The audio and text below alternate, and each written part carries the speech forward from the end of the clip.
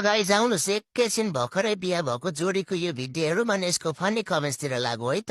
बग्दो होला आँसुको खोलानी आँसुको खोलानी यस्तो ह्यान्डसम याद आउँदो होला नि।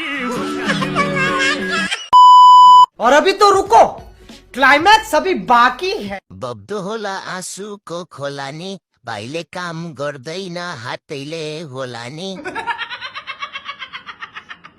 पहिला म सानो हुँदा ठुलो मान्छेको विवाह हुन्थ्यो, अहिले म ठुलो हुँदा सानो मान्छेको विवाह हुन्छ। हेर म अभागी किन मस्केको होला फेरि।